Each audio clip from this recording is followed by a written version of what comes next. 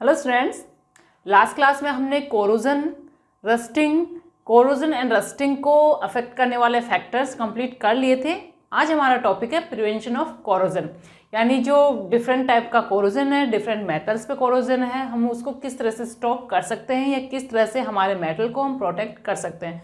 तो जो different type के मेथड्स हैं वो कुछ इस तरह से हैं। फर्स्ट है हमारा बैरियर प्रोटेक्शन, सेकंड है सैक्रिफिशियल प्रोटेक्शन, इसके अंदर plating of tin, chromium, nickel, and second इसके अंदर by zinc. Then third by anodizing, then after by alloying या alloy formation, then by connecting the object metal to more electropositive metal, and जो last है that is anti rust solution. ये different methods हम study करने वाले हैं। अब बच्चों, कोरोजन पता है क्यों होता है। कोरोजन यानी formation of undesired substance on the surface of metal by the effect of environment, यानी एनवायरनमेंट के अंदर क्या है हमारी एयर, जिसके अंदर oxygen and carbon dioxide mainly हम लेते हैं, नाइट्रोजन इसमें इंक्लूड नहीं होती है, and in the presence of moisture. ये जो मेन फैक्टर्स हैं इनकी प्रेजेंस में। और अगर हम सिल्वर की बात करें तो हाइड्रोजन सल्फाइड भी एक फैक्टर है। इन सभी एनवायरमेंटल फैक्टर्स की प्रेजेंस के कारण कोरोजन होता है। अगर ये एब्सेंट हो तो कोरोजन नहीं होगा। जैसे कि हम बात करें अगर रस्टिंग की, तो rusting take place on the surface of iron in the presence of oxygen and moisture. ठीक है, मेन फैक्टर ये है। इसके अलावा हमने क्या किया था, बहुत सारे डिफरेंट फैक्टर्स स्टडी करे थे जो कि कोरोजन को इंक्रीज करते हैं, इन्हांस करते हैं। और मोस्टली उनके अंदर जो फैक्टर्स हैं वो हैं कि किसी इम्प्योरिटी की प्रेजेंस, इलेक्ट्रोलाइट की प्रेजेंस अगर है तो वो कोरोजन को रेज करती है। तो अगर इन फैक्टर को यानी मॉइस्चर या एयर को हम स्टॉप कर दें किसी मेटल सरफेस के कांटेक्ट में आने से, तो क्या होगा, कोरोजन नहीं होगा।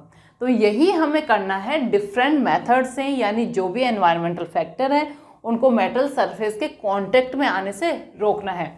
That is prevention of corrosion. तो इसमें फर्स्ट हमारा बैरियर प्रोटेक्शन है। बैरियर का मतलब है हम किसी चीज़ के बीच में, यानी दो हमारे पास जो है दो ऑब्जेक्ट्स हो गए, एक हमारा मेटल है एंड सेकंड हमारा एनवायरमेंटल फैक्टर्स है। तो दोनों के बीच में कोई बैरियर हो जो दोनों को कांटेक्ट में आने से रोके, तो कोरोजन हमारा नहीं होगा। तो यही हमें करना है कि हम बैरियर प्रोटेक्शन किस किस मेथड से कर सकते हैं। बैरियर का मतलब हो गया कि दोनों के बीच में रुकावट लाना, यानी दोनों में कांटेक्ट ना हो सके। तो यही हम करने वाले हैं। फर्स्ट हेडिंग डाल लीजिए आप, बैरियर प्रोटेक्शन। Barrier protection. अब यहाँ पर बच्चों, यहाँ जब क्वेश्चन पूछे आएंगे बहुत ज़्यादा, ये जो टॉपिक है कोरोजन बहुत ज़्यादा बड़ा सब्जेक्टिव क्वेश्चन नहीं होने वाला। अगर सब्जेक्टिव पेपर जब होता है और ऑब्जेक्टिव भी हम करेंगे तो ऑब्जेक्ट्स में डिफरेंट, यानी 4 ऑप्शन में which of the following method is not utilize for corrosion prevention according to situation, यानी आपके पास क्वेश्चन क्या है और ऑप्शंस क्या है, उसके अकॉर्डिंग आपको ऑप्शन देखने हैं। तो इस टॉपिक को हमें इतना बड़ा नहीं करना है कि हम एक एक मेथड को, यानी जैसे बैरियर प्रोटेक्शन है तो इसके अंदर हमने बहुत सारा एक पेज का स्टडी कर लिया, ऐसा नहीं करना। बैरियर समझ में आ गया कि आपको बैरियर में क्या करना है, कॉन्टैक्ट रोकना है, to stop contact between the environment factor and metal. और इसके लिए क्या क्या मोटिव हम यूज करेंगे, it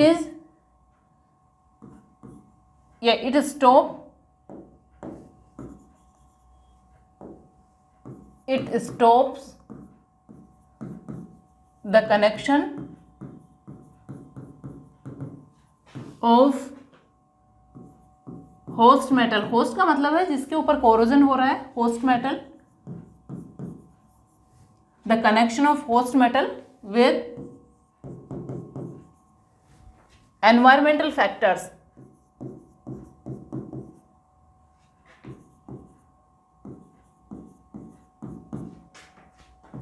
environmental factors, this can be done, यानी हम कैसे स्टॉप कर सकते हैं connection, by applying grease, oil और paint on the surface of metal. Generally आपने देखा है कि हमारे घर में जो भी आयरन का इंफ्रास्ट्रक्चर होता है, जैसे कि कूलर, डेजर्ट कूलर्स हो गए या फिर विंडोज़ हो गई, डोर्स हो गए, सभी के ऊपर पेंट करवा के रखा जाता है, क्योंकि अगर पेंट नहीं करवाएंगे तो ये ऑक्सीजन और मॉइस्चर की प्रेजेंस में इनकी रस्टिंग कंटिन्यू होती रहेगी और ये धीरे धीरे डैमेज होने लगेंगे और ये ख़त्म हो जाएंगे। तो हम क्या करते हैं, इनके ऊपर पेंट करवाते हैं। तो इसी तरह से जितने भी मशीनरी पार्ट है यानी इंडस्ट्रीज़ में जो मशीन्स अप्लाई होती हैं, यूटिलाइज होती हैं, उनके ऊपर ग्रीस या ऑयल की एक लेयर चढ़ा के रखी जाती है ना, अप्लाई करके रखा जाता है, जिससे कि उनके ऊपर क्या हो कि रस्टिंग ना हो। तो this can be done by applying a thin layer of paint, oil और grease। क्लियर। लेकिन सबसे इम्पोर्टेंट थिंग ये है कि इसमें इस मेथड के अंदर अगर कहीं से भी पेंट, ग्रीस या ऑयल की लेयर ब्रेक हो जाती है तो वो पर्टिकुलर पोर्शन अगर एनवायरनमेंट पे एक्सपोज हो गया तो वहां पर रस्टिंग स्टार्ट हो जाएगी। क्लियर। तो on breaking but in this method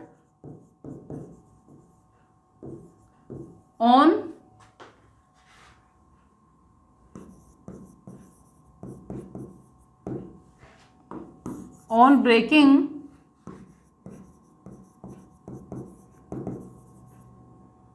the layer and exposing the area, particular area कर सकते हैं, द पर्टिकुलर एरिया या द एरिया कर लीजिए आप, the area corrosion will start. Clear.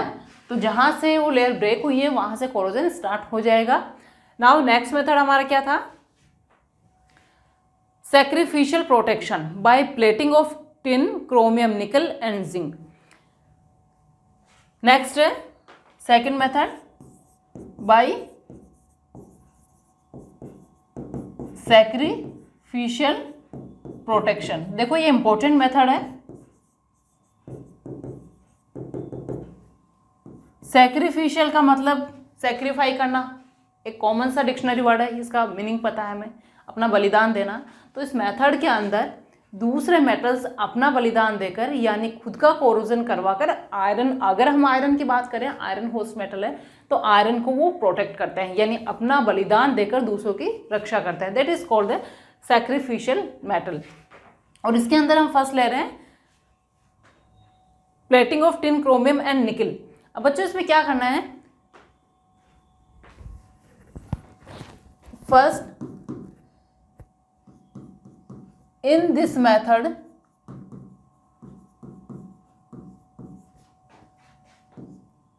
a thin layer of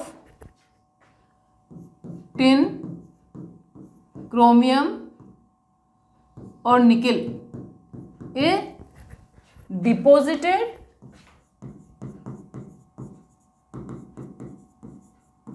on the surface of iron। और इसकी जो कोटिंग होती है उसको हम बोलेंगे plating of tin, plating of chromium, plating of निकल। और इसको हम इलेक्ट्रोप्लेटिंग भी बोल सकते हैं। Is called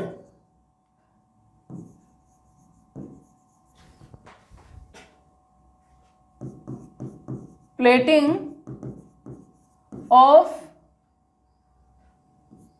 tin, chromium and निकल। ब्रैकेट में नोट डाल लीजिए, also called electroplating.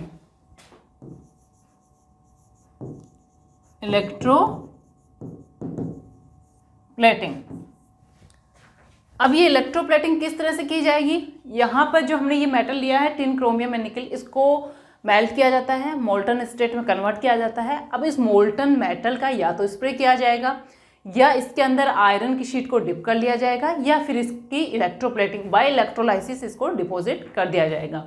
This is done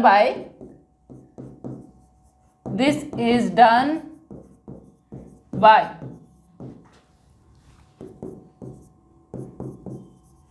spraying the molten metal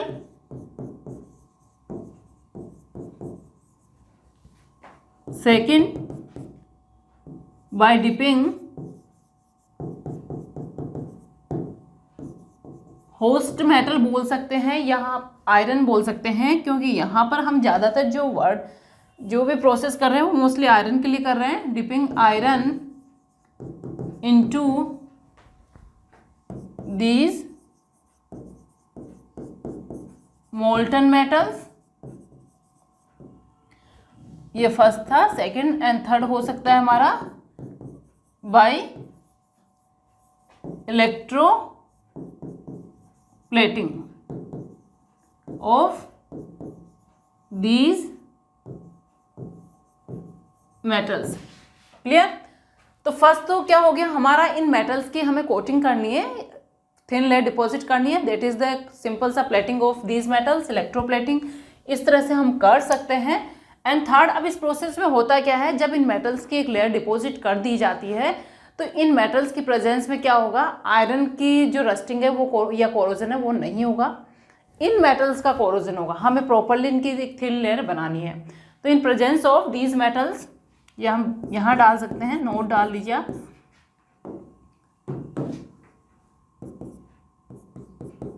in this process these metals act as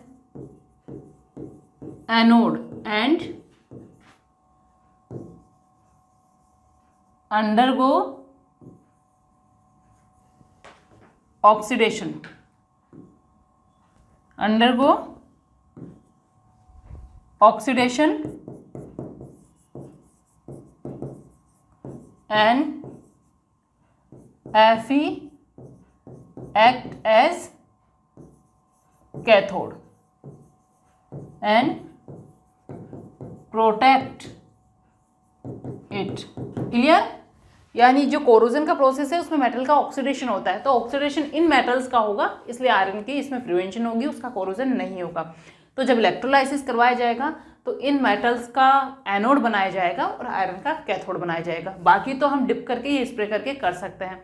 तो जब लेयर बन जाएगी तो जैसा कि मैंने बताया था लास्ट क्लास में, जो कोरोजन है वो एक मिनिएचर सेल के फॉर्म में काम करता है, जहाँ पर मेटल का जिसका कोरोजन होता है वो एनोड की फॉर्म में होता है और जो अदर एक को साइड में इम्प्योरिटी है तो वो एज ए कैथोड होती है। तो हमें क्या करना है, इन मेटल्स की स्प्रेइंग करनी है, थिन लेयर बनानी है, जिससे कि उसी का ऑक्सीडेशन होगा, आयरन का रिडक्शन होगा। देन आफ्टर नेक्स्ट हम लेते हैं गैल्वेनाइजेशन। सेकेंड हमारा था कोटिंग ऑफ जिंक,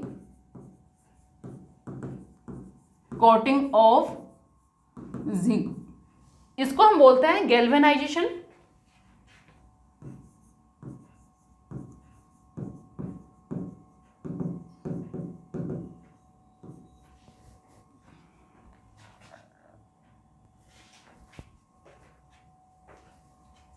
इसके अंदर क्या होता है, the thin layer of zinc on the surface, या डिपोजिशन और कोटिंग लिखिए इसमें, the coating of thin layer,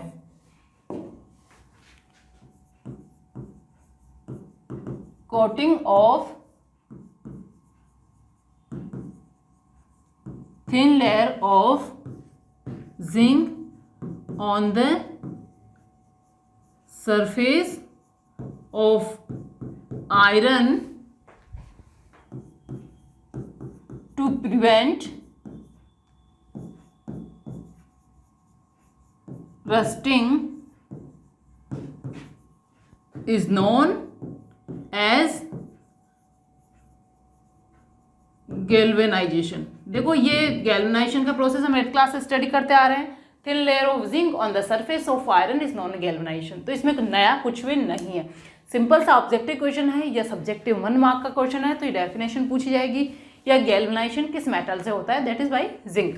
ठीक है, अब क्वेश्चन यहाँ पर ये आता है कि हमने इतने मेथड्स अप्लाई किए, अब यहाँ पर वही प्रोसेस है, zinc will oxidize in the presence of iron, तो ये नोट डालकर लिख लीजिए, zinc will oxidize and prevent iron. ठीक है, आयरन का कोरोजन नहीं होगा। लेकिन क्वेश्चन यही आता है कि क्या हमने अभी इलेक्ट्रोप्लेटिंग करी, यानी सैक्रिफिशियल मेथड उसकी हम बात कर रहे हैं, निकल, क्रोमियम और टिन के हमने लेयर डिपॉजिट करी, एक हमारी जिंक की लेयर डिपॉजिट करी, तो क्या ये लेयर्स कहीं से ब्रेक डाउन हो जाती है तो वहां पर कोरोजन होगा या नहीं होगा, यानी उस केस में मेटल का आयरन का कोरोजन होगा या नहीं होगा। क्लियर? जैसे मैंने ग्रीस में बताया, तो ग्रीस की या पेंट की लेयर हट जाती है तो कोरोजन स्टार्ट हो जाता है। अब बच्चों ये जो है मेटल वाला, मेटल कोटिंग का डिपेंड करता है कि आपका जो मेटल है वो रिएक्टिविटी सीरीज में कहाँ स्टैंड करता है, उस पर ये डिपेंड करता है। ठीक है, अब रिएक्टिविटी सीरीज आपको याद होनी चाहिए, उसी के बेसिस पे आप बता सकते हो कि ये मेटल, इस मेटल की कोटिंग ब्रेक भी हो जाती है तो कोरोजन होगा या नहीं होगा। For example we are taking galvanization, तो इन द रिएक्टिविटी सीरीज इसी लाइन से आप बाकी के मेटल्स का भी अंदाजा लगा सकते हैं कि उसकी लेयर ब्रेकडाउन होने के बाद कोरोजन होगा या नहीं होगा। इन the reactivity series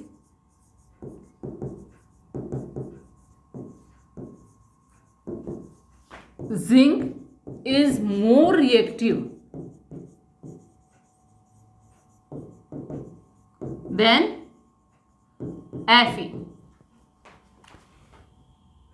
and oxidize first. So अब यहां से हमारा जो है मेन स्टार्ट होता है, इवन आफ्टर, यानी यहां से हम इस तरह से लिखे, rust, the rusting not take place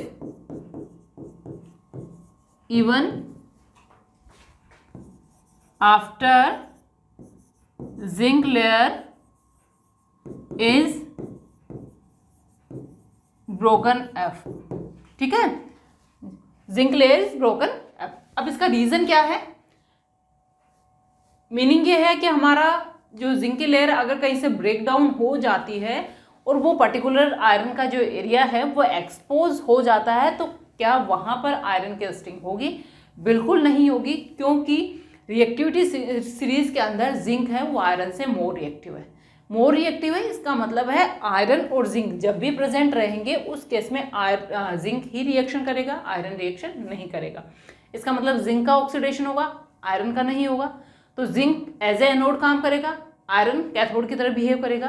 तो जब तक जिंक का एक स्मॉल पीस या स्मॉल लेयर भी प्रेजेंट है आयरन के ऊपर, तब तक आयरन की रस्टिंग नहीं होगी। तो ये बहुत ही अच्छा मेथड होता है। तो यहाँ पर ये नोट डाल लीजिए, इंपॉर्टेंट नोट। ठीक है, तो in the reactivity series zinc is more reactive than Fe and oxidize first, the rusting not take place even after. So डाल लीजिए, यहाँ पे हमारा लाइन कुछ बैठ नहीं रहा, तो so the rusting not take place even after zinc layer is broken up. But अब यहाँ से, but in case of tin coating it is not true because tin is less reactive than iron. So on breaking up the layer and on exposure of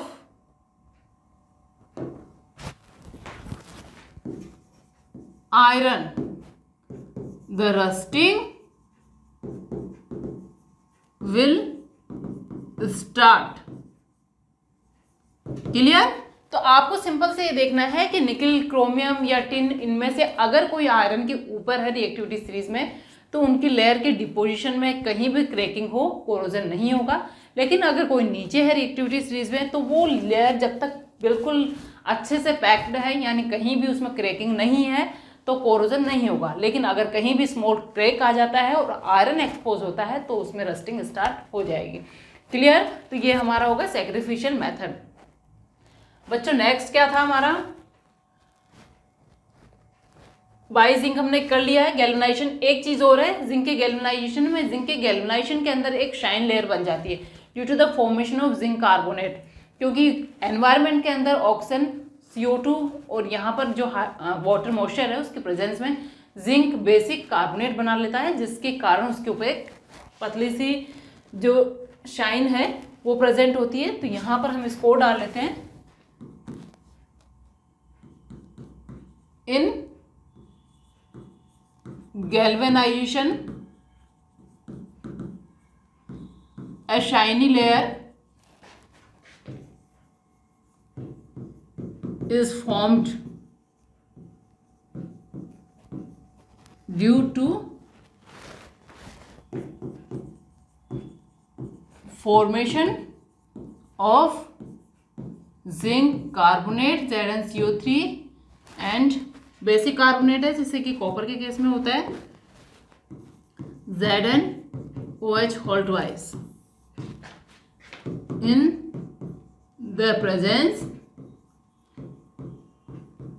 of O2, CO2 and H2। क्लियर? तो ये हो गया हमारा sacrificial. अब आते हैं, हमारा नेक्स्ट मेथड है by anodizing and by alloying formation. तो चलिए इस पे चलते हैं हम। नेक्स्ट इज द नंबरिंग, आप डाल लेना ABC, थर्ड पार्ट है by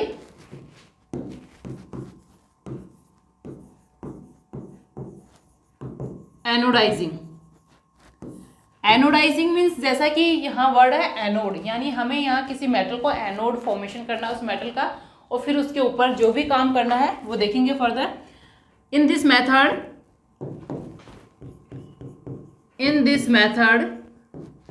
a thin layer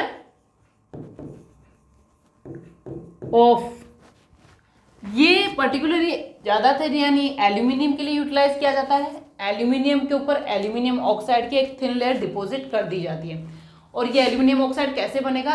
aluminium का एनोड बनाते हैं, एनोड पे ऑक्सीडेशन होता है, यानी वहाँ पर ऑक्सीजन प्रेजेंट होगी तो वो एल्यूमिनियम से रिएक्शन करके क्या करेगी? एल्यूमिनियम ऑक्साइड फॉर्मेशन कर लेगी। तो this is done in this a thin layer of aluminium oxide,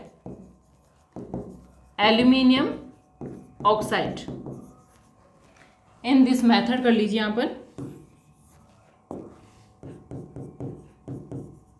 in this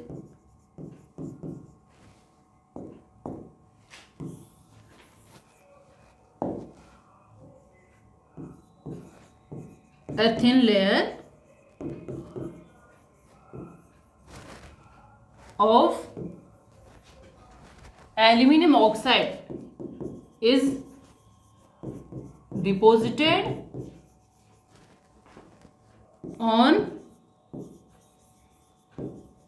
aluminium by making it anode.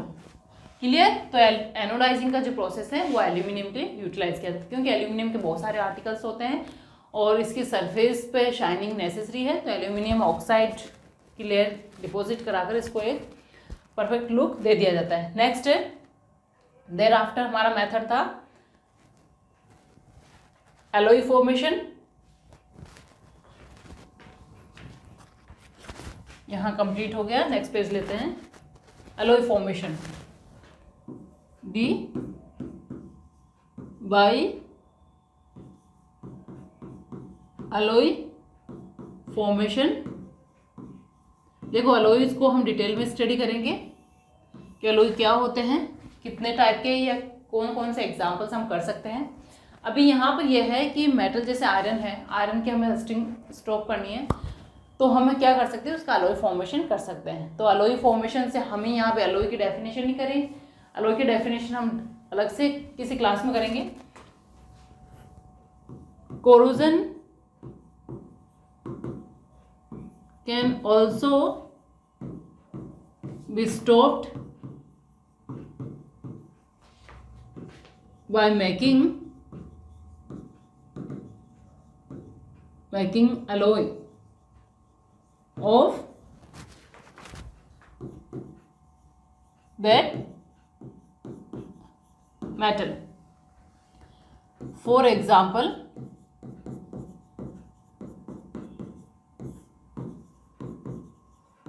stainless steel, ये किस किस का अलॉय है, Fe प्लस निकेल,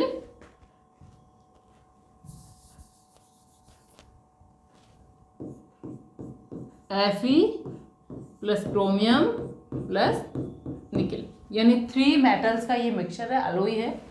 तो इस तरह से हमें जो भी मेटल्स का, अगर किसी मेटल का कोरोजन स्टॉप करना है यानी प्रिवेंट करना है कोरोजन से, तो उसका कोई पर्टिकुलर अलॉय फॉर्मेशन हम यूज़ कर सकते हैं। जैसे कि स्टेनलेस स्टील की यूटिलिटी बहुत ज़्यादा है, हम आयरन को यूज़ नहीं कर पाते हैं। आयरन के जो भी वेसल्स हम अगर घर में यूज़ करते हैं तो बाय ऑक्सीजन और बाय मॉइस्चर उसमें कोरोजन बहुत ज़्यादा, यानी बहुत ज़्यादा रस्टिंग हो जाती है, जिसको हम यूटिलाइज नहीं कर पाते हैं।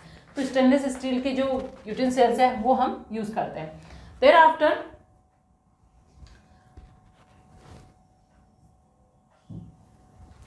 अलॉय फॉर्मेशन हम कर लिया by connecting the object metal to more electropositive metal, ये हमें करना है। चलिए इस पे चलते हैं। नेक्स्ट है बाय कनेक्टिंग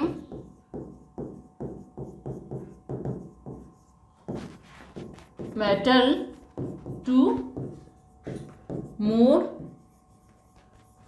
इलेक्ट्रोपॉजिटिव मेटल।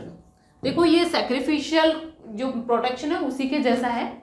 इसके अंदर क्या होता है कि हमें जो भी मेटल है जिसका कोरोजन स्टॉप करना है, मेनली हम आयरन की बात करते हैं, तो आयरन का कोरोजन अगर हमें स्टॉप करना है तो उसके साथ एक मोर इलेक्ट्रोपॉजिटिव मेटल होना चाहिए जिसका ऑलवेज ऑक्सीडेशन होगा और कोरोजन हमेशा सेफ रहेगा। ठीक है, सैक्रिफिशियल में भी हमने ऐसा ही किया है, जिंक बाय जिंक। अब इसमें क्या होता है, हम लेयर डिपॉजिट नहीं करते हैं। इसमें क्या होता है कि किसी पर्टिकुलर प्लेस के ऊपर यानी किसी एक जगह हम कोई मोर इलेक्ट्रोपॉजिटिव मेटल कनेक्ट कर देते हैं और उसको एनवायरनमेंट में बाहर निकाल दिया जाता है, जिससे कि वो एज ए एनोड सर्व करता है, उसका ऑक्सीडेशन होता रहता है और उसकी प्रेजेंस में जो आयरन है वो एज ए कैथोड काम करता है। तो इसे हम बोलते हैं कैथोडिक प्रोटेक्शन। अब ये होता है जो अंडरग्राउंड पाइप यानी वाटर पाइप्स हैं या वाटर टैंक्स हैं उनके केसेस में होता है। तो वहां पर किसी एक पर्टिकुलर प्लेस में मोर इलेक्ट्रोपॉजिटिव, जैसे मैग्नीशियम की एक रोड लगाकर हमने छोड़ दी, तो मैग्नीशियम का ऑक्सीडेशन होगा और आयरन प्रोटेक्ट रहेगा। तो in this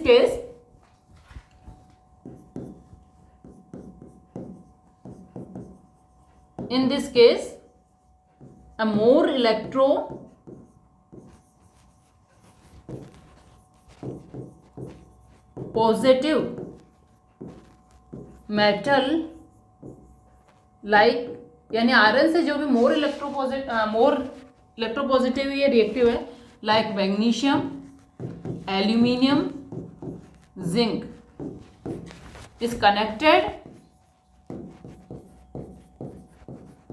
is connected to a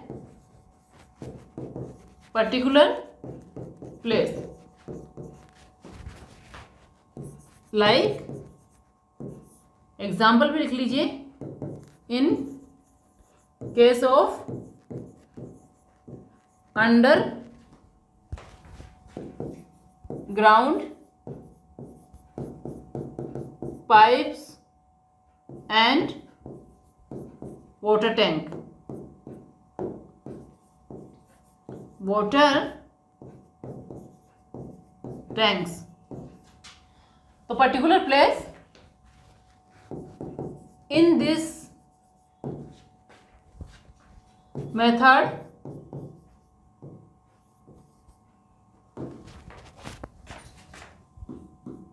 the more electropositive metal act as anode and iron act as cathode and prevent corrosion.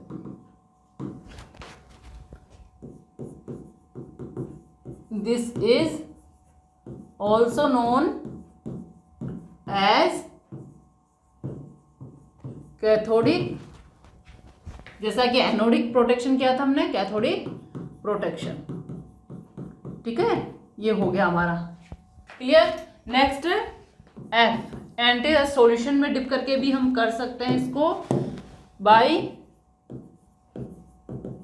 Anti rust solution. अब इसमें क्या होता है, जो एल्कलाई सॉल्यूशन होता है फॉस्फेट या क्रोमेट्स का, उसके अंदर आयरन को डिप कर दिया जाता है, या फिर किसी भी मेटल जिसका हमें कोरोजन स्टॉप करना है, प्रिवेंट करना है कोरोजन से, तो उस मेटल के क्रोमेट और फॉस्फेट की एक थिन लेयर डिपॉजिट हो जाती है। तो वो थिन इनसॉल्युबल लेयर होती है वो, जो कि कोरोजन से उसको प्रिवेंट करती है। This is done by dipping the metal in a hot alkaline solution of metal chromate और phosphates। यहाँ पर डाल लीजिए, ये होते हैं anti rust solution. Metal chromates और फॉस्फेट क्या होते हैं, anti rust solution. By this process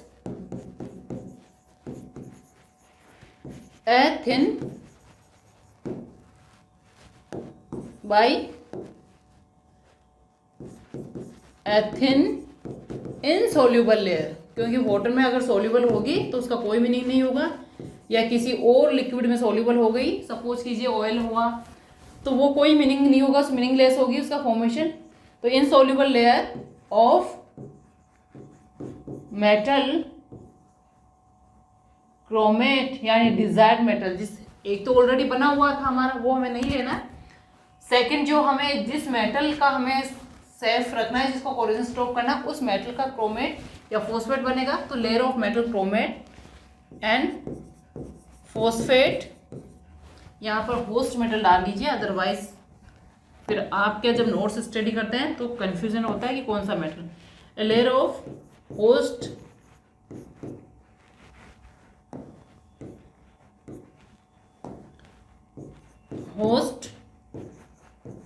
metal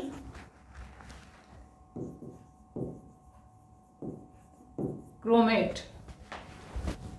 and phosphate is formed, which protects from corrosion। Clear. तो ये डिफरेंट टाइप के जो मेथड्स हैं to prevent the corrosion of any metal we have done. Clear. Next class में हम बच्चों करेंगे, यानी हमारा इस चैप्टर का जो लास्ट टॉपिक है अलॉय फॉर्मेशन एंड कितने टाइप के हम अलॉय कर सकते हैं, वो सारे मेथड्स हम नेक्स्ट क्लास में देखेंगे। Till then good bye, be happy, study करते रहिए।